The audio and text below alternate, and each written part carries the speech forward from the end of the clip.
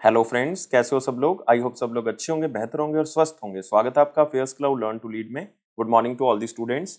जैसे कि आपको पता है कि हम अक्टूबर महीने के topic wise current affair start कर चुके हैं और कुछ इंपॉर्टेंट टॉपिक हम ऑलरेडी डिस्कस कर चुके हैं। लेकिन आज का जो इंपॉर्टेंट टॉपिक है जो हम डिस्कस करेंगे वो है इंटरनेशनल अफेयर्स। तो ये टॉपिक हर एग्जाम के लिए बहुत इंपॉर्टेंट है, तो इसको ध्यान से सुनना है और वीडियो को बिल्कुल लास्ट तक जो है वो जरूर देखना है। लेकिन सबसे पहले आप हमारी एप्लीकेशन को डाउनलोड कर लें, करियर्स क्लाउड को अपने गूगल प्ले स्टोर के ऊपर जाएं और इसको डाउनलोड करें। उसके बाद अपनी ईमेल आईडी के थ्रू लॉगिन कर लें और लॉगिन करने के बाद क्रैक करंट अफेयर्स के ऊपर क्लिक करना है। आप 1 साल या 2 साल की सब्सक्रिप्शन जो है वो बाय कर सकते हैं। दोनों का ही प्राइस बहुत कम है। एक बार मेरे कहने से प्राइस जरूर चेक करें, आप खुद हैरान हो जाएंगे कि इतने कम प्राइस पे हम आपको बहुत सी चीज़ें प्रोवाइड कर रहे हैं। तो क्या क्या आपको मिलेगा? आपको मिलेंगे daily current affair. Daily current affair में दोस्तों 3 सेक्शंस होंगे। एक में डिटेल करंट अफेयर होंगे, एक में question and answer format current affairs होंगे जो कि आपको ई बुक की मदद से मिलेंगे, और एक होगा क्विज जो कि आप हमारी एप्लीकेशन के ऊपर डेली अटेम्प्ट कर सकते हो। ऐसे ही वीकली सेक्शन तैयार किया गया जिसमें आपको 2 पीडीएफ्स मिलेंगे, जिसमें एक डिटेल करंट अफेयर की होगी, एक क्वेश्चन एंड आंसर फॉर्मेट होगा, लेकिन एक क्विज होगा जो कि हर हफ्ते आप हमारी एप्लीकेशन के ऊपर अटेम्प्ट कर सकते हो। नेक्स्ट होगा मंथली सेक्शन। इसमें 4 तरह की पीडीएफ्स मिलेंगे जो कि अलग अलग तरह से आप यूटिलाइज कर सकते हो। जैसे कि स्टडी पीडीएफ है, ये डिटेल करंट अफेयर है जिसमें आपको थ्योरेटिकल करंट अफेयर मिल जाएगा। एक क्वेश्चन एंड आंसर फॉर्मेट में जितने भी करंट अफेयर डिटेल में मिलेंगे वो क्वेश्चन एंड आंसर फॉर्मेट में इसमें मिल जाएंगे, तो प्रैक्टिस यहां से कर सकते हो। बेस्ट 100 करंट अफेयर्स भी आपको दिए जाएंगे जो कि उस महीने के बेस्ट करंट अफेयर्स होंगे। उसमें 100 करंट अफेयर जो है वो क्वेश्चन एंड आंसर फॉर्मेट में आपको दिए जाएंगे। एक पॉकेट पीडीएफ होगी, मतलब जल्दी जल्दी में करंट अफेयर्स को रिवाइज करने के लिए 2 लाइन में 3 लाइन में, तो आप इसका यूज कर सकते हैं। इसी के साथ हम आपको दे रहे हैं टॉपिक वाइज करंट अफेयर। हम 20 बहुत ही इंपॉर्टेंट टॉपिक्स की अलग अलग पीडीएफ आपको प्रोवाइड करेंगे। अगर आप पर्टिकुलर किसी एग्जाम के लिए कुछ टॉपिक्स को रिवाइज करना चाहते हैं, जैसे कि आप इंपॉर्टेंट अपॉइंटमेंट्स को रिवाइज करना चाहते हैं, अवार्ड्स को रिवाइज करना चाहते हैं, तो इस पीडीएफ के थ्रू आप कर सकते हैं। अगर आप बैंकिंग स्टूडेंट है, बैंकिंग एग्जाम की तैयारी कर रहे हैं, तो हम आपको 3 अलग चीज़ें प्रोवाइड करेंगे जिसमें बैंकिंग एंड इकोनॉमी से रिलेटेड डिटेल करंट अफेयर, उसी से related question and answer format current affair आपको पीडीएफ में मिल जाएगा, और बैंकिंग एंड इकोनॉमी का क्विज भी आप अटेम्प्ट कर सकते हो। हर महीने अटेम्प्ट कर सकते हो हमारी एप्लीकेशन के ऊपर। और अगर जितना भी करंट अफेयर अभी तक हो चुका है, जैसे मान लो आपका एग्जाम जो है वो 30 मई को है, तो 29 मई तक जितना भी करंट अफेयर हो चुका है वो सारा का सारा एक ही पीडीएफ से रिवाइज करने के लिए उसी साल का आप एग्जाम पीडीएफ का यूज कर सकते हैं। आपको डिटेल में बजट और इकोनॉमिक सर्वे दिया जाएगा। इसमें आपको 2 चीजें मिलेंगी, एक तो डिटेल, एक क्वेश्चन एंड आंसर फॉर्मेट में भी हम आपको बताएंगे कि कौन कौन से क्वेश्चन बजट और इकोनॉमिक सर्वे से बनाए जा सकते हैं। और अगर आप किसी भी स्टेट एग्जाम की तैयारी कर रहे हैं तो हम आपको हर स्टेट का, हर यूनियन टेरिटरी का करंट अफेयर भी अलग से प्रोवाइड करते हैं। तो ये सारी चीजें दोस्तों अलग अलग नहीं, सिर्फ एक ही सब्सक्रिप्शन में आपको मिलेंगी। सिर्फ आप हमारी एप्लीकेशन को डाउनलोड करें, क्रैक करंट अफेयर्स के ऊपर क्लिक करके उसको सब्सक्राइब करें। उसके बाद जो है वो आप 10% एक्स्ट्रा डिस्काउंट भी ले सकते हो। वो मिलेगा आपको अगर आप इस कोड का यूज करोगे ASH10 का। लेकिन किसी भी तरह की क्वेरी है तो इस ईमेल आईडी पे हमें मेल कर सकते हैं, इस नंबर पे हमें कांटेक्ट भी कर सकते हैं। तो स्टार्ट करते हैं अक्टूबर के टॉपिक वाइज करंट अफेयर। लेकिन आज का जो टॉपिक ऑफ डिस्कशन है वो इंटरनेशनल अफेयर्स है, जो कि एक बहुत ही इंपॉर्टेंट टॉपिक है। तो ध्यान से हर क्वेश्चन को सुनना है। तो पहला क्वेश्चन है, India has recently collaborated with dash for research and innovation in the field of zero emission vehicle. तो इंडिया ने कोलैबोरेशन किया है ताकि कोई रिसर्च कर सके, कोई अच्छा आइडिया ढूंढ सके जीरो एमिशन व्हीकल्स को लेकर। तो किसके साथ इंडिया ने टाई अप किया है, कौन से शहर के साथ ये टाई अप हुआ है, ताकि इन्वायरमेंट को पोल्यूट करने वाले व्हीकल हम हटा सकें और ऐसे व्हीकल्स को ढूंढ सके जो इन्वायरमेंट को पोल्यूट नहीं करेंगे। तो ये आंसर क्या होगा इसका? 4 होगा। तो कैलिफोर्निया के साथ ये टाई अप हुआ है स्पेशली इलेक्ट्रिक व्हीकल इंडस्ट्री को आगे बढ़ाने के लिए, और साथ ही साथ जो क्लाइमेट रिस्क का जो हमारे पास बहुत बड़ा खतरा है उसको हम दूर करना चाहते हैं। तो इस कोलैबोरेशन के अंदर जो यूनिवर्सिटी ऑफ कैलिफोर्निया है, यूनिवर्सिटी ऑफ कैलिफोर्निया और रिसर्च इंस्टीट्यूट जो है वो Davis institute of transportation studies, दोनों मिलके जो हैं वो एक काम करेंगे कि एक ऐसा रिसर्च सेंटर बनाया जाए जो कि सिर्फ काम ही इस चीज के ऊपर करेगा कि इलेक्ट्रिक व्हीकल्स को आगे किस तरह से लेके जाना है। और साथ ही साथ clean energy ministerial G20 summit के लिए इंडिया को प्रेसिडेंसी मिल चुकी है। तो इसका मतलब इंडिया जो है वो अगले साल 2023 में क्लीन एनर्जी मिनिस्ट्रियल और G20 की मीटिंग जो है वो होस्ट करेगा। तो ये बहुत ही बड़ी बात है कि इंडिया जो है वो लाइक वर्ल्ड लेवल पे जो है वो इस तरह का पैमाना रखेगा कि हमने इस तरह की इनोवेशन किया तो सारी कंट्रीज उस चीज को अपनाएं। तो इसलिए इसके साथ टाई अप जो है वो किया गया है। उस ऑर्गेनाइजेशन का नाम बताना है जिसने रिसेंटली एक नया फाइनेंसिंग प्लेटफॉर्म जो है वो लॉन्च किया है, जिसकी जो वैल्यू है वो $6 बिलियन है, ताकि फूड क्राइसिस को हम किसी तरह से कम कर सकें। मतलब एक ऐसा ग्लोबल प्लेटफॉर्म बनाया गया है, फाइनेंशियल प्लेटफॉर्म, जिसकी वैल्यू जो है वो $6 बिलियन की है और वो फूड क्राइसिस के ऊपर अपना फोकस करेगा। और ये हमारे पास ऑर्गेनाइजेशन है IFC, मतलब इंटरनेशनल फाइनेंस कॉर्पोरेशन। तो आंसर यहाँ पे क्या होगा? 3 होगा। तो वर्ल्ड बैंक का एक प्राइवेट सेक्टर इन्वेस्टमेंट आर्म है जिसको हम कहते हैं इंटरनेशनल फाइनेंस कॉर्पोरेशन। इसने लॉन्च की है नई फाइनेंसिंग फैसिलिटी जिसकी जो पूरी वैल्यू है वो $6 बिलियन है, $6 बिलियन, ताकि जो प्राइवेट सेक्टर्स हैं बेसिकली उनकी एबिलिटी बढ़ सके, उनको हम फाइनेंस कर सकें कि वो फूड क्राइसिस के ऊपर फोकस करें और फूड प्रोडक्शन को सपोर्ट करें। इसका मतलब मेन जो फोकस होगा वो यही होगा कि ग्लोबल फूड सिक्योरिटी के ऊपर हम किसी तरह से काम कर सकें, हम फूड वेस्टेज को बचा सकें और जो पूरे वर्ल्ड में फूड क्राइसिस है उसको हम दूर कर सकें। फूड क्राइसिस का मतलब जनरली यही है कि जिन लोगों को खाना नहीं मिल रहा है उन तक खाना पहुंचाया जाए। वो देश जिनमें पैदावार इतनी नहीं है और गरीब हैं, जैसे कि अफ्रीकन के बहुत ज़्यादा जो कंट्रीज़ हैं वो गरीब हैं और वहाँ पे एग्रीकल्चर भी नहीं है, तो वहाँ पे फूड सिक्योरिटी जो है इंश्योर करना बहुत ज़रूरी है। और साथ ही साथ लॉन्ग टर्म एक्शंस भी जो हैं ये लेंगे, जिसमें कुछ पायदान सेट किए जाएंगे कि किस तरह से फूड इकोसिस्टम को हमने अच्छा करना है और इन्वायरमेंट के ऊपर भी उसका इफेक्ट जो है वो ना हो। अगले क्वेश्चन के ऊपर आते हैं। अक्टूबर 2022 में यूरोपियन पार्लियामेंट ने एक नया रूल पास किया, बहुत ही इंटरेस्टिंग रूल है कि एक सिंगल चार्जिंग पोर्ट होगा। जितने भी इलेक्ट्रॉनिक गैजेट्स होंगे उसका सिंगल चार्जिंग पोर्ट होगा, ताकि ई वेस्टेज को हम क्या कर सकें, कम कर सकें। ये कौन से ईयर तक उन्होंने कहा है कि हम कर देंगे?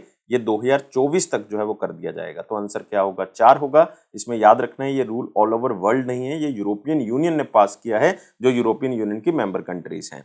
इससे जो कस्टमर्स हैं वो भी एम्पावर होंगे, क्योंकि एक ही चार्जर जो है वो सभी जगह पे आपका यूज किया जा सकता है। इवन स्मार्टफोन्स में, टैबलेट्स के अंदर, कैमरास के अंदर आप उसको यूज कर सकते हो। लेकिन फिलहाल इसको लैपटॉप्स के लिए रूल को अप्लाई नहीं किया गया, क्योंकि लैपटॉप के लिए जो टाइमलाइन है वो अलग है। लैपटॉप के लिए रखा गया है 2026 तक। मतलब जो चार्जर आपके मोबाइल फोन के लिए है वहीं लैपटॉप्स के लिए भी यूज किया जा सकता है 2026 के बाद। तो ऐसा जो है वो एक सिस्टम बनाया जा रहा है। और नए रूल्स के मुताबिक जो है वो आप 2 चार्जर्स के बीच में कोई भी चुन सकते हो। लाइक एक तो USB चार्जर होगा, एक जो है वो टाइप C चार्जर होगा। तो इस तरह से आप इन चार्जर्स का यूज करोगे, अदरवाइज आप कोई भी और चार्जर का यूज नहीं करोगे, क्योंकि सब में यही पोर्ट्स जो है वो आया करेंगे। अगले क्वेश्चन के ऊपर आते हैं। Which of the following statement is और आर करेक्ट? कौन सी स्टेटमेंट इसमें से सही है? अगर ध्यान से देखें इस रिपोर्ट को, जिसका नाम है deforestation, livestock, grazing and farmer field schools, और इस रिपोर्ट को रिलीज किया है फूड एंड एग्रीकल्चर ऑर्गेनाइजेशन ने। तो एक रिपोर्ट जो है वो रिलीज की गई है, बिल्कुल last day of the September उसको रिलीज कर दिया गया है। और इसमें कौन से पॉइंट सही है एक बार पढ़ लेते हैं। There is a need of 165 to 600 million more hectare of land for crop and livestock production. मतलब कह सकते हो पशुपालन के लिए और अपनी फसल को बढ़ाने के लिए हमें जो है वो इतनी लैंड और चाहिए। लाइक 165 से लेके 600 मिलियन जो हेक्टेयर लैंड है वो और चाहिए, क्योंकि जो ये लैंड है जो अभी जंगलों के द्वारा कवर की गई है, यह एक बहुत ही क्रिटिकल इकोसिस्टम है, मतलब उसमें हम खेती नहीं कर सकते, तो उसने कवर की हुई है। तो फिलहाल जो है वो हम इसको यूज करना चाहते हैं, लेकिन इसका मतलब जंगलों को हमें क्या करना पड़ेगा? काटना पड़ेगा, क्योंकि जो ग्लोबल डिमांड है वो 90% और हो सकती है 2040 तक, अगर हम 2012 से कंपेयर करें। ये पॉइंट गलत है, क्योंकि ये डिमांड जो है वो इस रिपोर्ट के अकॉर्डिंग 50% और बढ़ जाएगी अगर हम 2050 का डाटा देखें 2012 के साथ कंपेयर करके। तो 2012 के मुकाबले 2050 में फूड की जो डिमांड है वो 50% और बढ़ जाएगी, जिसके लिए 165 से 600 मिलियन और हेक्टेयर लैंड चाहिए, ताकि पशुपालन भी बढ़ाना होगा और साथ में फसलों को भी बढ़ाना होगा। तो इसके लिए जंगलों को काटना पड़ेगा, जो कि सही नहीं है। पहली स्टेटमेंट तो सही है, दूसरी गलत है। The benefits of the silvopastoralism were also highlighted which combines animal grazing and trees. अब देखो, सबसे पहले इस वर्ड को समझना है। सिल्वोपेस्टोरलिज्म का मतलब होता है कि आपने पेड़ भी जो है वो लगाने हैं, साथ ही साथ जो है वो आपने पशुपालन भी करना है। तो अगर इन दोनों चीजों को करते हो तो उसको हम क्या कहते हैं? सिल्वोपेस्टोरलिज्म। तो ये भी कहा गया है कि ये भी जो है वो आने वाले टाइम पीरियड पे जो है वो बढ़ेगा। तो इसका मतलब ये एक नया तरीका जो है वो पशुपालन का होगा, और रहने के लिए एक नए जो फार्मर्स हैं वो इस तरह के तरीके को अपनाएंगे। तो ये भी बात जो है वो यहाँ पे सही है। और ये भी कहा गया है कि आगे आगे जाके जो है वो डिफोरेस्टेशन का रेट जो है वो क्या हो जाएगा? थोड़ा सा स्लो हो जाएगा। मतलब हमें करना भी होगा स्लो, और अगर नहीं भी करते तो बहुत ही ज्यादा मुश्किल हो सकती है, क्योंकि डिफोरेस्टेशन जो है वो हमारे इन्वायरमेंट के लिए बहुत ज्यादा खराब है। ग्लोबल वार्मिंग का एक कारण जो है वो डिफोरेस्टेशन भी है, मतलब जंगलों को काटना भी है। तो यहाँ पे पूछा था करेक्ट स्टेटमेंट, तो यहाँ पे आंसर हमारे पास होगा बोथ ए एंड सी, तो 4 आंसर हमारे पास आएगा। अगला क्वेश्चन देखते हैं। United Nation International Civil Aviation Organization की तरफ से नए कार्बन एमिशन गोल को रखा गया है, जिसमें हमने नेट जीरो जो है वो एमिशन करनी है प्लेन्स में, मतलब हम सिर्फ बात करें यहाँ पे एरोप्लेन्स की, तो वहां पे कोई भी ऐसा फ्यूल यूज नहीं किया जाएगा जो इन्वायरमेंट को खराब करना है। कौन से साल तक जो है वो इसको अचीव कर लिया जाएगा, और ये यूनाइटेड नेशन की ऑर्गेनाइजेशन की तरफ से टारगेट रखा गया है। तो आंसर क्या होगा 2050, तो आंसर क्या होगा 3 होगा। तो United Nation International Civil Aviation Organization की तरफ से यह टारगेट रखा गया है, और इसका मेन मकसद यही है कि सस्टेनेबल एविएशन फ्यूल के ऊपर फोकस किया जा सके। ऐसा फ्यूल जो है वो निर्माण में लाया जाए जो कि एरोप्लेन्स में यूज किया जाए और वो इन्वायरमेंट को खराब ना करे। लेकिन ये जो टारगेट रखा गया 2050 का, ये नॉन बाइंडिंग है, मतलब ऐसा किसी कंट्री के ऊपर कोई बाइंडिंग नहीं है, लेकिन हम इस टारगेट को अपने मनोबल को बढ़ाने के लिए, या आप कह सकते हो अपने इन्वायरमेंट को साफ रखने के लिए जरूर अचीव करेंगे। अगले क्वेश्चन के ऊपर आते हैं। As per the Food and Agriculture Organization, तो फूड एंड एग्रीकल्चर ऑर्गेनाइजेशन जो कि यूनाइटेड नेशन की एक ऑर्गेनाइजेशन है, उसने एक रिपोर्ट पेश की है जिसमें ये बताया गया है कि लकड़ी की डिमांड जो है वो बहुत ज्यादा पूरे वर्ल्ड में बढ़ जाएगी, क्योंकि नॉन रिन्यूएबल मटेरियल्स का जो सब्स्टिट्यूट है, जिसकी जगह पे हम लकड़ी के प्रोडक्ट यूज कर रहे हैं, जिसके कारण इसकी डिमांड जो है वो 272 मिलियन क्यूबिक मीटर तक बढ़ जाएगी। कौन से ईयर तक? ये बढ़ जाएगी दोस्तों 2050 तक। तो आंसर क्या होगा 4 होगा। स्टैटिक क्वेश्चन आप इसको यहीं से याद रखें, और इस पूरी रिपोर्ट का नाम क्या है? Global forest sector outlook 2050। तो इसमें बताया गया है कि नॉन रिन्यूएबल मटेरियल्स को हम जो है वो अब चेंज कर रहे हैं, लकड़ी के प्रोडक्ट से चेंज कर रहे हैं, बहुत से ज्यादा लोग जो है वो इसको यूज कर रहे हैं। तो अब ये मीटिंग हुई थी, एक 26 सेशन हुआ था Food and Agriculture Organization committee का इटली के अंदर, तो वहां पे ये अनुमान लगाया गया इस रिपोर्ट के अंदर कि इतनी डिमांड जो है बेसिकली बढ़ जाएगी। और इस रिपोर्ट के अंदर स्पेशली ये बताया गया है कि जो टिम्बर है वो सबसे ज्यादा यूज होता है, जिसके कारण इसकी डिमांड जो है वो सबसे ज्यादा बढ़ेगी, या फिर जो सेलुलोज फाइबर होता है, जो मैन मेड प्रोडक्ट है, उसकी भी डिमांड जो है वो बढ़ने वाली है। तो ये 272 मिलियन क्यूबिक मीटर जो है वो 2050 तक जो है वो इंक्रीज हो जाएगी। लेकिन अब अगर इतनी डिमांड बढ़ेगी तो इसका मतलब इतनी जॉब्स भी जो है वो क्रिएट हो सकती हैं, तो 1 मिलियन जॉब्स भी जो है वो क्या हो सकती हैं, इससे क्रिएट हो सकती हैं। तो एक पॉजिटिव साइड भी जो है यहाँ पे दिख रहा है, लेकिन नेगेटिव साइड जो है बहुत कुछ है इसके अंदर। नेक्स्ट आते हैं अगले क्वेश्चन के ऊपर। अक्टूबर 2022 में यूनेस्को और United Nation Educational Scientific and Cultural Organization की तरफ से 50 iconic Indian heritage textile craft जो है वो बताए गए हैं। मतलब जो आइकॉनिक है, सदियों से चलते आ रहे हैं, ऐसे 50 इंडियन हेरिटेज टेक्सटाइल जो कपड़े से जुड़े हुए चीजें हैं वो बताई गई हैं कि कौन कौन सी स्टेट से बिलोंग करती हैं और बहुत ही हेरिटेज है, उसको संभाल के रखना है हमने। तो एक बार मैच करते हैं कौन कौन सी है यहाँ पे।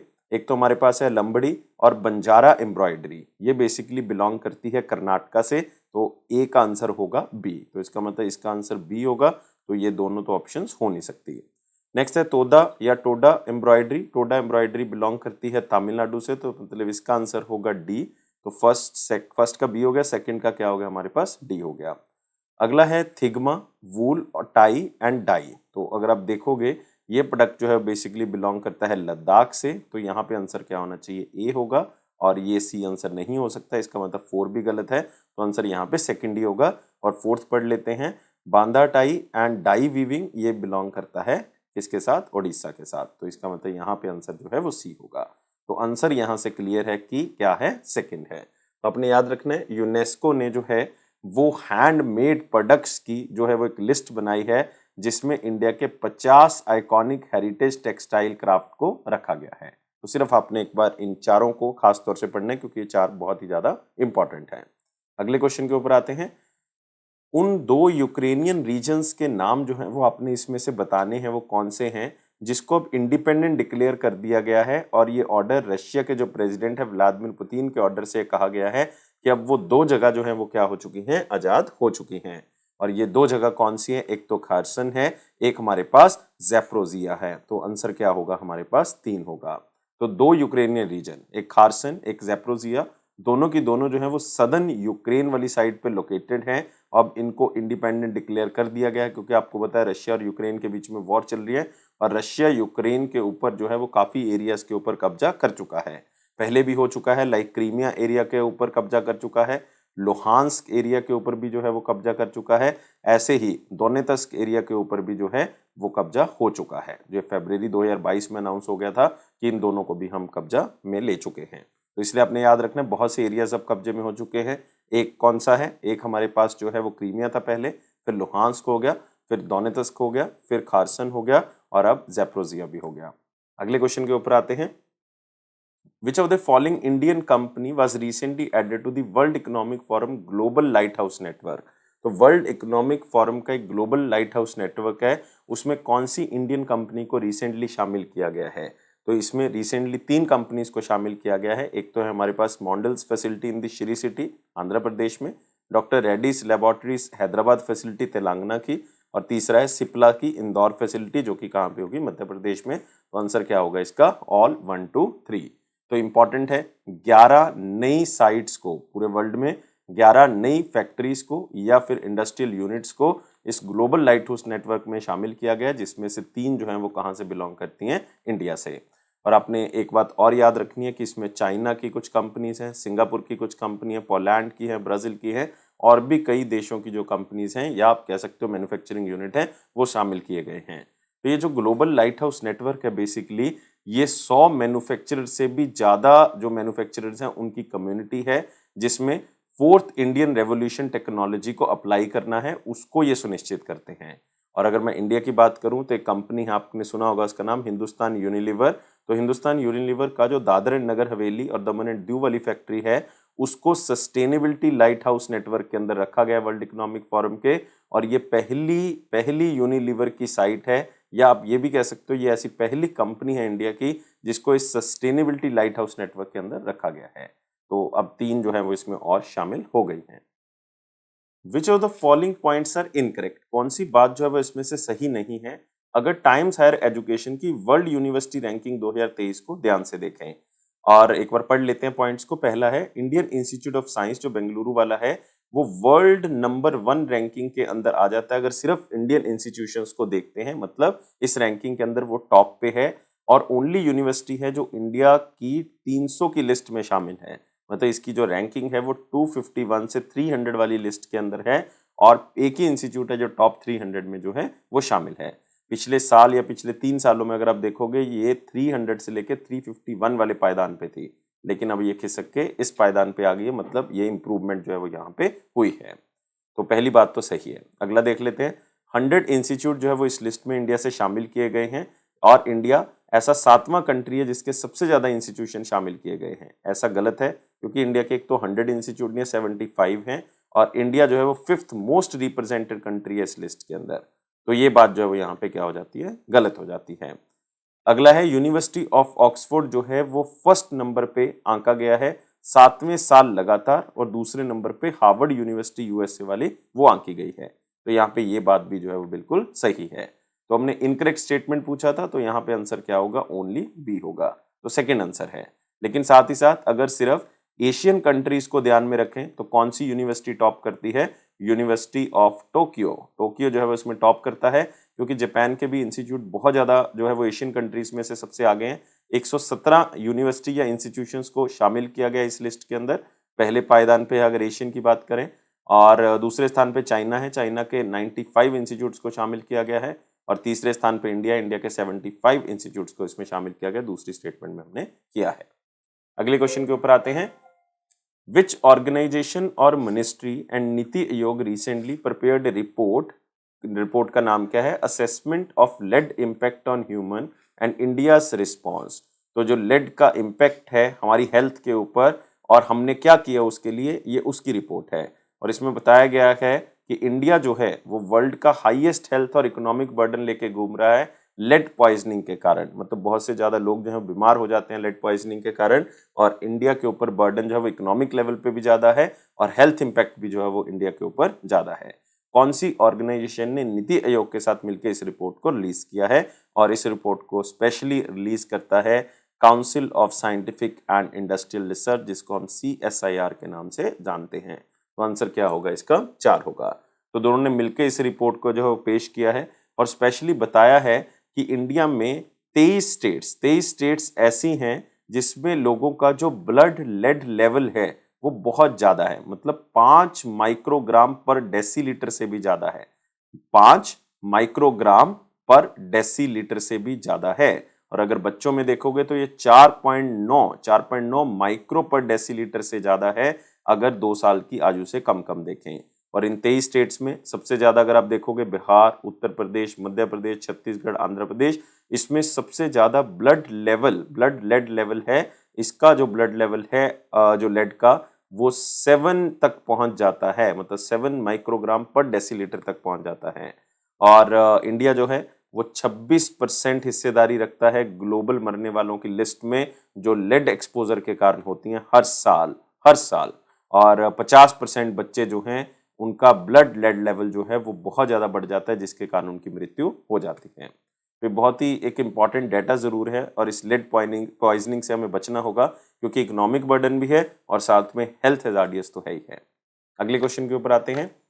एज पर दी लिविंग प्लैनेट रिपोर्ट 2022, नाम याद रखना है, लिविंग प्लैनेट रिपोर्ट किसने रिलीज की है?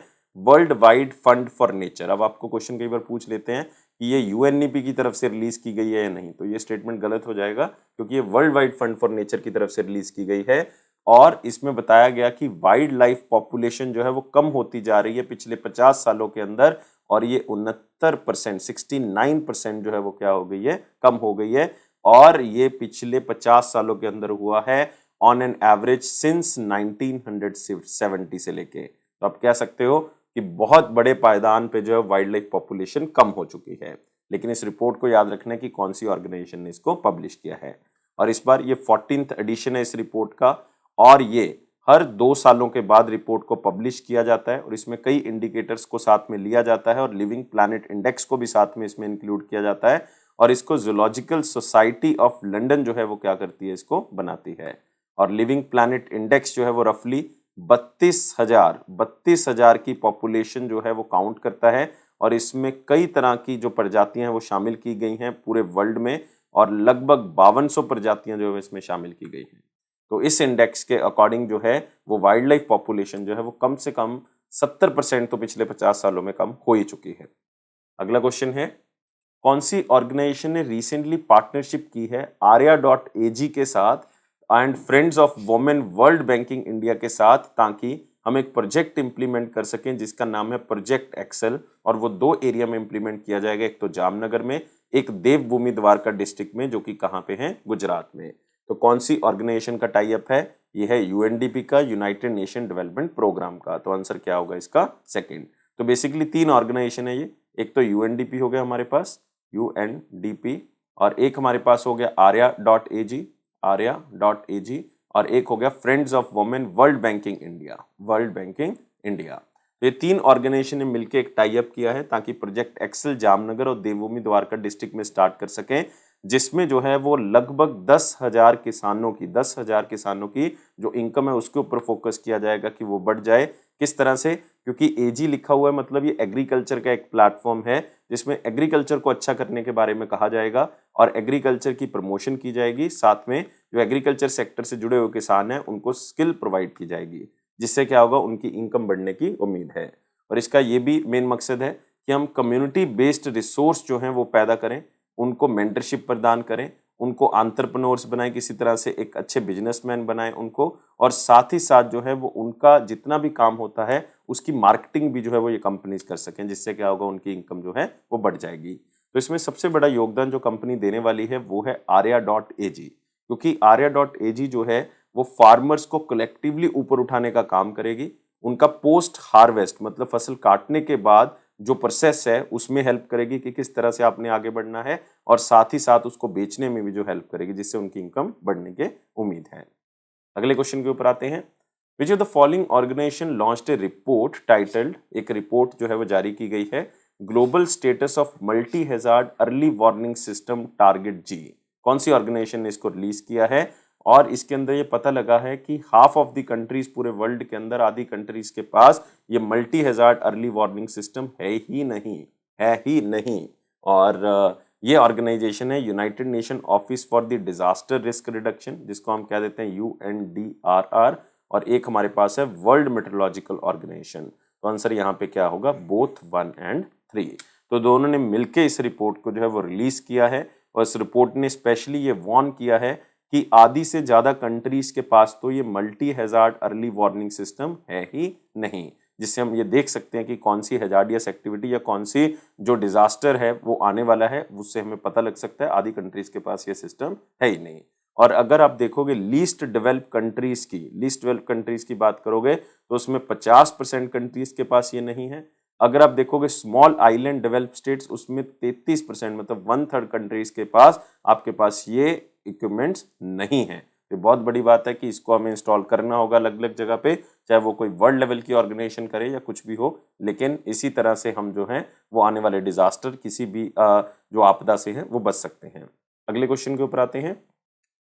अक्टूबर 2022 में NATO, North Atlantic Treaty Organization की तरफ से एक बहुत ही पुरानी चल रही और प्लान्ड एक एनुअल न्यूक्लियर एक्सरसाइज जो है वो की जानी है। बेसिकली वो ऑलमोस्ट जो है वो खत्म हो गई है, और ये जो है वो इसलिए हो रही है क्योंकि यूक्रेन के कारण जो है वो नाटो के ऊपर प्रेशर बढ़ता जा रहा है। तो ये यूरोप के कौन से एरिया में इस एक्सरसाइज को किया गया, ये किया गया नॉर्थ वेस्टर्न एरिया में। तो आंसर क्या होगा इसका, सेकंड होगा। तो ये नाटो की तरफ से एक एक्सरसाइज की जाती है, हर साल की जाती है nuclear exercise north west Europe में, क्योंकि यूक्रेन के साथ जो है वो टेंशंस बढ़ती जा रही हैं। तो टोटल नाटो के 30 देश हैं, जिसमें से 14 कंट्रीज ने जो है वो इस एक्सरसाइज के अंदर पार्टिसिपेट किया। इसमें 60 एयरक्राफ्ट थे, इसमें फाइटर जेट्स थे, इसमें सर्वेलेंस और रिफ्यूलिंग प्लेन्स थे, ताकि किसी भी तरह की आपदा से बचने का जो कारण है वो हम ढूंढ सके, मतलब आपस में कोऑर्डिनेशन जो है बेसिकली बन सके। अगला क्वेश्चन है, according to using technology to improve a billion livelihood. तो नाम से पता लग रहा है इस रिपोर्ट का नाम है कि टेक्नोलॉजी की मदद से हम कईयों की जिंदगी में बदलाव लेके आ सकते हैं, और ये रिपोर्ट जारी की है वर्ल्ड इकोनॉमिक फोरम की तरफ से। और उन्होंने बताया है कि जो ड्रोन्स हैं, क्योंकि आजकल अनमैन्ड एरियल व्हीकल या ड्रोन्स का बहुत ज्यादा यूज हो रहा है, वो जीडीपी ग्रोथ में इंडिया के हिस्सेदारी डाल सकते हैं और इंडिया की जीडीपी को बढ़ा सकते हैं। कितने डॉलर तक बढ़ा सकते हैं, ये $100 बिलियन तक जो है वो इंडिया की जीडीपी को बढ़ा सकते हैं। मतलब अगर इसको परसेंटेज में काउंट करोगे तो 1 से लेके 1.5% तक इंडिया की जीडीपी बढ़ सकती है, मतलब $100 बिलियन के आसपास इंडिया की जीडीपी बढ़ सकती है। और ये रिपोर्ट स्पेशली प्रिपेयर की गई एक इंस्टीट्यूशन है C4IR, इसका मतलब है centre for fourth industrial revolution India, और साथ ही साथ वर्ल्ड इकोनॉमिक फोरम की कोलैबोरेशन के साथ इसको बनाया गया है। और ये अदानी ग्रुप ने भी इसमें मदद की है इस रिपोर्ट को बनाने के लिए, और ये रिपोर्ट स्पेशली रिलीज की गई गांधीनगर गुजरात के अंदर। अगले क्वेश्चन के ऊपर आते हैं। कौन सी ऑर्गेनाइजेशन है जिसने ज्वाइंटली एक प्रोजेक्ट लॉन्च किया है जिसका नाम है one health joint plan of action, one health joint plan of action, और ये 2022 से लेकर 26 तक लॉन्च किया गया है वर्ल्ड हेल्थ ऑर्गेनाइजेशन की मदद के साथ। और इसमें कई ऑर्गेनाइजेशन है, बेसिकली 4 ऑर्गेनाइजेशन है। एक फूड एंड एग्रीकल्चर ऑर्गेनाइजेशन है, एक इसमें यूनाइटेड नेशन इन्वायरमेंट प्रोग्राम है, और एक इसमें World Organization for Animal Health है, और एक ऑर्गेनाइजेशन हम ऑलरेडी बात कर चुके हैं, वर्ल्ड हेल्थ ऑर्गेनाइजेशन। तो ये 4 ऑर्गेनाइजेशंस ने इस रिपोर्ट को रिलीज किया है। तो आंसर क्या होगा इसका, ऑल 1 2 3। और इस रिपोर्ट का मेन मकसद यही है कि वन हेल्थ ज्वाइंट प्लान, मतलब सब जो भी रह रहे हैं पूरी अर्थ के ऊपर या पूरी अर्थ की हेल्थ के ऊपर हम बात करेंगे, जिसमें ह्यूमंस की हेल्थ के बारे में बात होगी, जानवरों की हेल्थ के बारे में भी होगी, पेड़ पौधों की मतलब प्लांट्स की हेल्थ के बारे में बात होगी, और इन्वायरमेंट की हेल्थ के बारे में। और इकट्ठा एक प्लान बनाया गया है 2022 से लेकर 26 तक कि किस तरह से हम इन हेल्थ को अच्छा कर सकते हैं अलग अलग लेवल पे। अगले क्वेश्चन के ऊपर आते हैं। Which of the following points are correct, कौन से पॉइंट्स करेक्ट हैं with respect to the centimillionaire report. Centimillionaire basically वो लोग होते हैं जिनकी वैल्यू या जिनकी जो जायदाद है वो $100 मिलियन से ज्यादा हो जाए। तो एक नई क्लास है ये सुपर रिच की। ये रिपोर्ट रिलीज की गई है हेनले एंड पार्टनर्स की तरफ से अक्टूबर 2022 में। तो देख लेते हैं सेंटी मिलीनियर्स की कौन सी जो बात है वो सही है इस रिपोर्ट के अंदर। India has the third highest number of the centimillionaires, मतलब इंडिया जो है वो तीसरे नंबर पे है सेंटी मिलीनियर्स की लिस्ट में, क्योंकि पूरे वर्ल्ड में टोटल लगभग 25,000 से आसपास जो है वो सेंटीमिलियनियर्स हैं और उसमें से इंडिया के 1100 के आसपास जो हैं वो प्रेजेंट हैं। तो इसका मतलब इंडिया जो है वो थर्ड हाईएस्ट नंबर ऑफ सेंटीमिलियनियर्स रखता है। पहले नंबर पे यूनाइटेड किंगडम नहीं है, ये मतलब यूनाइटेड किंगडम इंडिया के पीछे है, स्विट्जरलैंड जो है वो पीछे है, रशिया जो है वो पीछे है, लेकिन सबसे ज्यादा जो है वो यूनाइटेड स्टेट्स ऑफ अमेरिका में है और दूसरे स्थान पे कौन है? चाइना है। तो इसका मतलब क्या होगा कि पहली स्टेटमेंट भी सही है और दूसरी स्टेटमेंट भी सही है। और 2032 में इंडिया जो है वो चाइना को भी सरपास कर जाएगा, क्योंकि इंडिया की सेंटीमिलियनियर्स की ग्रोथ जो है वो बहुत ज्यादा हो रही है, मतलब बहुत ज्यादा तेजी से जो है वो सेंटीमिलियनियर्स जो हैं वो बढ़ रहे हैं। तो इसका मतलब ये भी बात जो है वो बिल्कुल सही है। और वियतनाम जो है वो सबसे फास्टेस्ट ग्रोइंग मार्केट है सेंटीमिलियनियर्स के लिए, अगले 10 सालों तक यही रहने वाला है, क्योंकि 95% से भी ज्यादा जो है वो सेंटीमिलियनियर्स जो है वियतनाम में बढ़ रहे हैं। तो इसका मतलब तीनों के तीनों ऑप्शन सही हैं, तो आंसर क्या होगा? All A B C, first answer होगा। अगले क्वेश्चन के ऊपर आते हैं। 8th एडिशन ऑफ सरंग फेस्टिवल, ये बहुत इंपॉर्टेंट है, 8वां एडिशन है सरंग फेस्टिवल का और इसको नाम दिया था festival of India in dash country, और ये 30 सितंबर से लेकर 14 अक्टूबर के बीच में मनाया गया। मतलब इसमें इंडिया का जो कल्चर है वो दर्शाया जाता है, लेकिन ये इंडिया में नहीं मनाया जाता, किसी और कंट्री में मनाया जाता है, और ये सरंग फेस्टिवल मनाया जाता है साउथ कोरिया के अंदर, या आप कह सकते हो रिपब्लिक ऑफ कोरिया के अंदर। और इसका मेन मकसद यही है कि इंडियन कल्चर को प्रमोट किया जा सके कोरिया के अंदर। तो इसमें साउथ कोरियन आर्ट को प्रदर्शनी की जाती है, म्यूजिक लवर्स के लिए इंडियन फ्यूजन म्यूजिक जो है वो यहाँ पे होता है, और यहाँ पे कोरियन डांस और म्यूजिक को साथ में मिक्स करके जो है वो चलाया जाता है। मतलब हम अपने कल्चर को प्रमोट कर रहे हैं साउथ कोरिया के साथ मिलके। तो इस फेस्टिवल का नाम है सारंग। कौन सी कंट्री ने रिसेंटली जो है वो वेस्टर्न जेरूसलेम या वेस्ट जेरूसलेम जो इजराइल की कैपिटल है उसको मानने से मना कर दिया है? क्योंकि पहले उन्होंने मान लिया था, लेकिन अब उस डिसीजन को रिवर्स कर दिया है। और ये कंट्री कौन सी है? ऑस्ट्रेलिया। तो आंसर क्या होगा इसका? 4 होगा। तो ऑस्ट्रेलिया की जो गवर्नमेंट है, जिसको एंथनी एल्बनीज जो है वो लीड कर रहे हैं एज ए प्राइम मिनिस्टर, तो उन्होंने पुरानी गवर्नमेंट का जो डिसीजन है कि वेस्ट जेरूसलेम जो कैपिटल होगी इजराइल की, अब वो नहीं होगी, अब हम दोबारा से तेल अवीव को ही जो है वो क्या मानेंगे? कैपिटल मानेंगे, ये कह दिया है नई सरकार ने। क्योंकि इससे पहले जो कंजर्वेटिव प्राइम मिनिस्टर थे वहां पे स्कॉट मॉरिसन, उन्होंने रिकॉग्नाइज कर दिया था कि वेस्टर्न जेरूसलेम जो है वो इजराइल की कैपिटल रहेगी, और ये ऑर्डर उन्होंने पास किया था 2018 में। लेकिन ऑस्ट्रेलियन एम्बेसी तब जब ऑर्डर पास कर दिया था या उसके बाद भी कहाँ पे रही? तेल अवीव में ही रही, मतलब जेरूसलेम में उन्होंने शिफ्ट नहीं किया था। तो ये ऑस्ट्रेलिया है जिसने इसराइल की कैपिटल वेस्ट जेरूसलेम मानने से मना कर दिया और दोबारा से तेल अवीव को ही वो कहते हैं कि हम कैपिटल तो कहेंगे।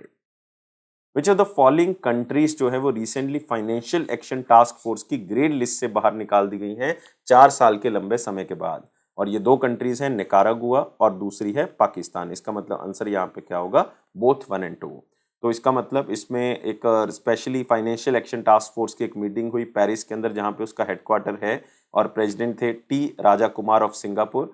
और ये डिसाइड किया गया कि पाकिस्तान निकारागुआ को जो टास्क दिए गए थे वो उन्होंने पूरे किए हैं, उनको जो पॉइंट्स बताए गए थे, और इसीलिए अब उनको जो है वो ग्रे लिस्ट से 4 साल के लंबे समय के बाद जो है वो बाहर निकाला जा रहा है।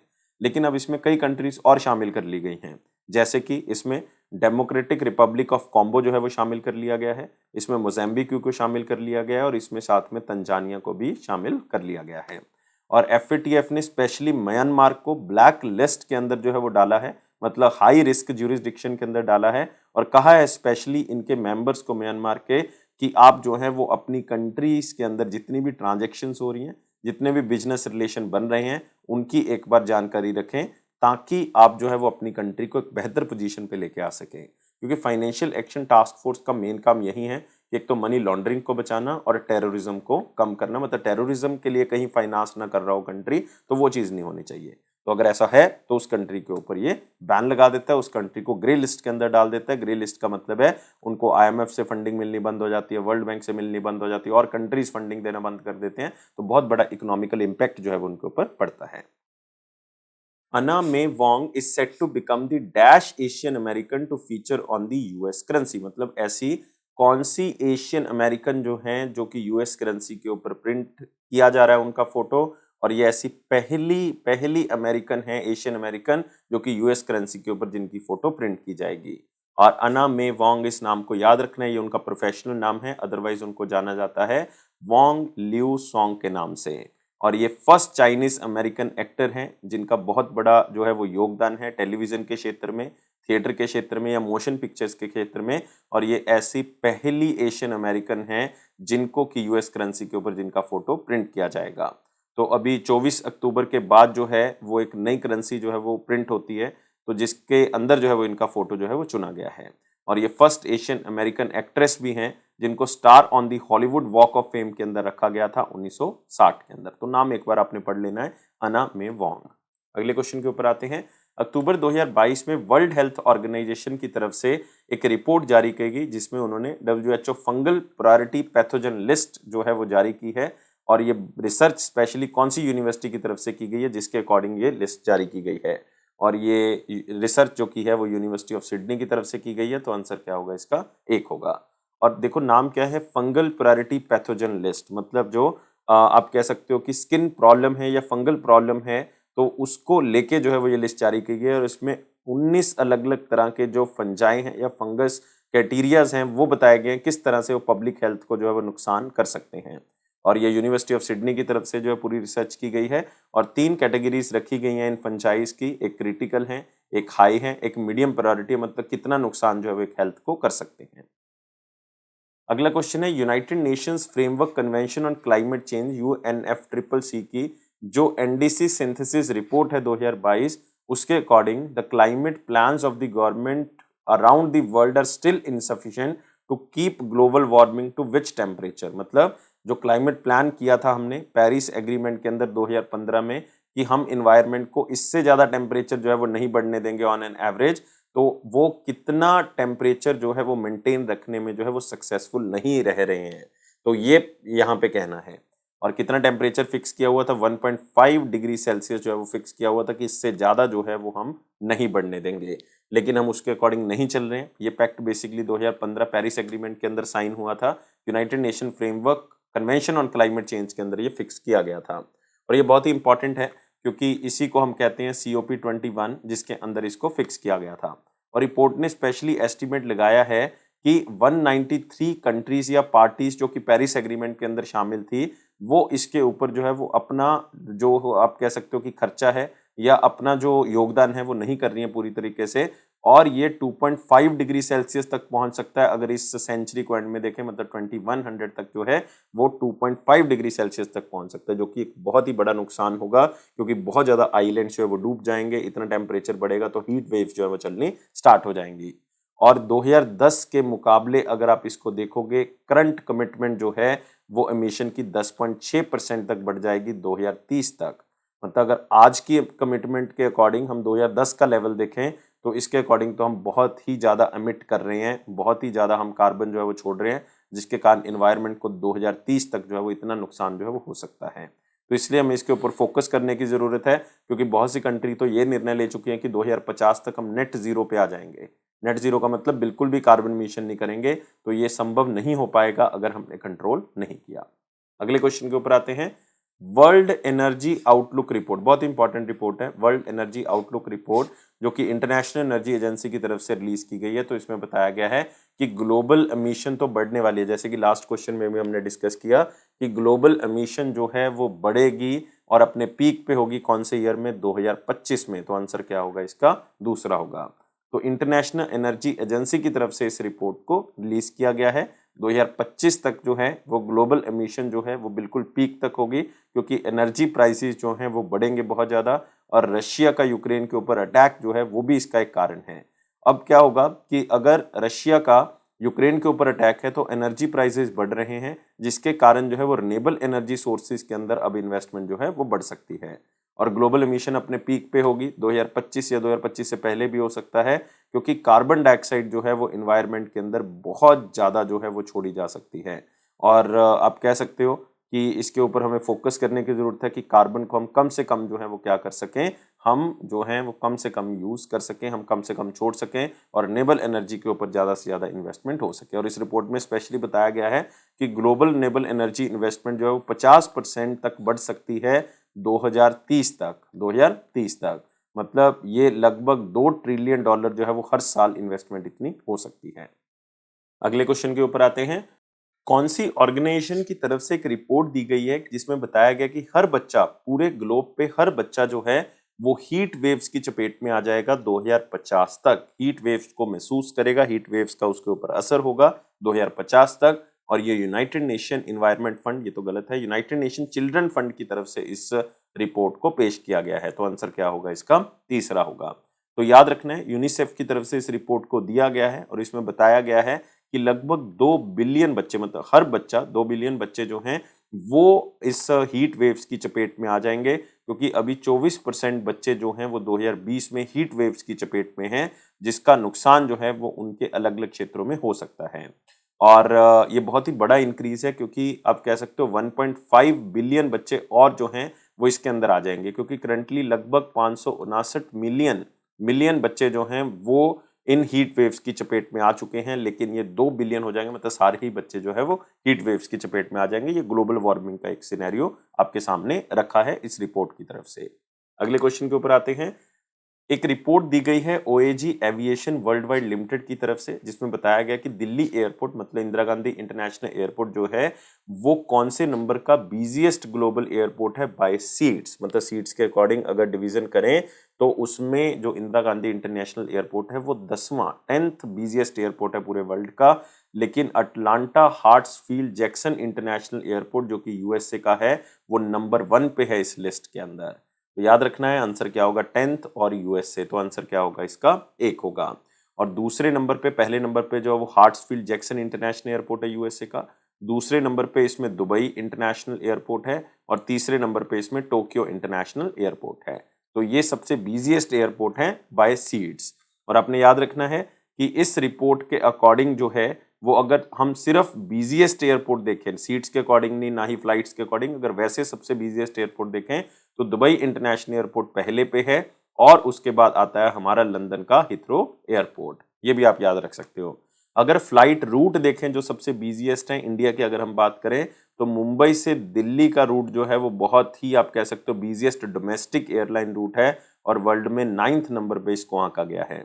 और अगर इंटरनेशनल श्रेणी में देखें इंडिया के अकॉर्डिंग, तो मुंबई से दुबई का जो रूट है वो बिजिएस्ट रूट है इंटरनेशनल डेस्टिनेशन में, और ये 9th नंबर पे ये भी आंका गया है। तो याद रखना है जो भी चीजें मैंने बताई हैं। अगले क्वेश्चन के ऊपर आते हैं। एज पर दी यूनाइटेड नेशन इन्वायरमेंट प्रोग्राम, तो यूनाइटेड नेशन इन्वायरमेंट प्रोग्राम की तरफ से एक रिपोर्ट दी गई है, emission gap report 2022, the closing window in 2020। ये पूरी रिपोर्ट है, लेकिन आपने याद रखना है एमिशन गैप रिपोर्ट। तो इंडिया की per capita green house gas emission कितनी है, जो कि पूरे वर्ल्ड की जो एवरेज है उससे कम है, मतलब 6.3 टन कार्बन डाइऑक्साइड इक्विवेलेंट जो है वो पूरे वर्ल्ड की ऑन एन एवरेज है, लेकिन इंडिया की जो है वो एवरेज से बहुत कम है। इंडिया की जो है वो 2.4 टन कार्बन डाइऑक्साइड इक्विवेलेंट है। तो आंसर क्या होगा इसका? एक होगा। तो एवरेज से कम है, मतलब इंडिया की जो कार्बन एमिशन है या ग्रीन हाउस गैस एमिशन है वो आगे से कम होती हुई दिख रही है, और हम रिन्यूएबल एनर्जी के ऊपर भी जो है वो फोकस कर रहे हैं। और अगर आप दूसरे स्थान पे देखोगे इसमें, तो यूएसए जो है वो टॉप पे आता है। यूएसए जो है वो लगभग 14, क्योंकि वो डेवलप्ड कंट्रीज हैं, इंडस्ट्रियलाइज्ड इकोनॉमी है, तो इसलिए वहां पे ग्रीन हाउस गैस एमिशन ज्यादा होती है। तो 14 टन कार्बन डाइऑक्साइड इक्विवेलेंट जो है वो वहां पे इन्वायरमेंट में छोड़ा जाता है, जो कि वर्ल्ड एवरेज से तो बहुत ही ज्यादा है। और दूसरे नंबर पे फिर आ जाता है रशिया, रशिया का 13 है, चाइना का 9.7 है, फिर ब्राजील का 7.5 है, इंडोनेशिया का भी 7.5 है, और यूरोपियन यूनियन का 7.2 है। तो आप देख सकते हो कितना जो ग्रीन हाउस गैस एमिशन है ये कंट्रीज करती हैं, लेकिन इंडिया का ग्रीन हाउस गैस एमिशन बहुत ही कम है, 2.4 टन कार्बन डाइऑक्साइड इक्विवेलेंट है। अगले क्वेश्चन के ऊपर आते हैं। कौन से पॉइंट सही हैं? अगर ग्लोबल ट्यूबरक्लोसिस रिपोर्ट को ध्यान से पढ़े तो अक्टूबर 2022 में इसको रिलीज किया गया। सबसे पहले है कि इसको रिलीज किया गया है वर्ल्ड हेल्थ ऑर्गेनाइजेशन की तरफ से, और पहली बार हुआ है कि जो ट्यूबरक्लोसिस से पीड़ित लोग हैं उनकी संख्या बढ़ चुकी है। बिल्कुल सही है, उनकी संख्या जो है वो बढ़ चुकी है, और इसमें 7 कंट्रीज के ऊपर बर्डन बहुत ज्यादा है, जैसे कि इंडिया। इंडिया पहले स्थान पे है इसमें। अगर बर्डन के अकॉर्डिंग देखें तो 93,000 से लेके 1,45,000 जो पेशेंट्स हैं वो बेसिकली इसमें इंक्रीज होने की संभावना जो है वो हर साल बनी रहती है, और सबसे ज्यादा केसेस 2021 में इंडिया के ही जो हैं वो सामने आए हैं। दूसरे नंबर पे इसमें रशिया है, 31,000 से लेकर 46,000 केसेस उनके बड़े हैं। पाकिस्तान में लगभग जो है वो 6200 से लेके 65,000 तक केस जो है वो बढ़े हैं। लेकिन ये कैटेगरीज जो हैं वो 7 कंट्रीज के ऊपर जो है वो निर्णायक साबित हुई हैं। Which of the following points are correct? कौन से पॉइंट्स करेक्ट हैं? अगर ग्लोबल ट्यूबरक्लोसिस रिपोर्ट देखें जो अक्टूबर में रिलीज की गई तो एक बार पढ़ लेते हैं। तो इसमें वर्ल्ड हेल्थ ऑर्गेनाइजेशन को इसको रिलीज किया गया है। पहली बार हुआ है कि इससे पीड़ित हुए लोग जो ट्यूबरक्लोसिस से पीड़ित है उनका नंबर या उनकी संख्या बढ़ गई है। और 7 कंट्रीज में जो है वो 2021 में बहुत ज्यादा मामले सामने आए हैं। जैसे कि इसमें पहले नंबर पे इंडिया, लगभग 1,45,000 मामले जो है वो इसमें सामने आए हैं। रशिया के 46,000 के आसपास मामले जो है वो सामने आए हैं। पाकिस्तान है, चाइना है, इंडोनेशिया, साउथ अफ्रीका, फिलीपींस, इन कंट्रीज में सबसे ज्यादा मामले जो हैं वो ट्यूबरक्लोसिस के सामने हैं। तो नंबर जो है वो ट्यूबरक्लोसिस पेशेंट्स का बड़ा है। तो इसका मतलब पहली बात तो सही है। तो 10.6 मिलियन लोग जो है पूरे वर्ल्ड में जो है वो ट्यूबरक्लोसिस से पीड़ित हुए 2021 में, जो कि 4.5% जो है वो ज्यादा है अगर 2020 के मुकाबले देखें। और 1.6 मिलियन लोग जो हैं वो मर भी चुके हैं ट्यूबरक्लोसिस के कारण। तो बहुत बड़ा नंबर है, कंसर्न है, इसको देखना बहुत जरूरी है क्योंकि इसको ट्रीट किया जा सकता है, हम इससे बच सकते हैं, तो इससे बचना बहुत जरूरी है। और सिर्फ इंडिया में ही देखें तो 21.4 लाख ट्यूबरक्लोसिस जो है वो सामने आए हैं। 21.4 लाख केसेस ट्यूबरक्लोसिस के 2021 में सामने आए, जो कि 18% ज्यादा हैं अगर 2020 के मुकाबले हम इसको देखें। 18% ऑन एन एवरेज 4.5%, लेकिन इंडिया में केवल 18%। तो बहुत बड़ी मात्रा में इंडिया में ट्यूबरक्लोसिस केसेस बढ़े हैं, जबकि 2025 तक हमने ट्यूबरक्लोसिस मुक्त भारत जो है वो करना है। तो मतलब हम उस टारगेट को अचीव कर सकते हैं। ये कोविड के कारण जो है वो थोड़ा सा हम पीछे चले गए हैं, लेकिन अब हम इसको जल्दी अचीव करने की कोशिश करेंगे। तो सारी स्टेटमेंट सही हैं, तो आंसर क्या होगा? All A B C. तो आई थिंक आपको वीडियो अच्छा लगा होगा। अच्छा लगा है तो लाइक करें, शेयर करें और चैनल को अभी के अभी सब्सक्राइब कर लें।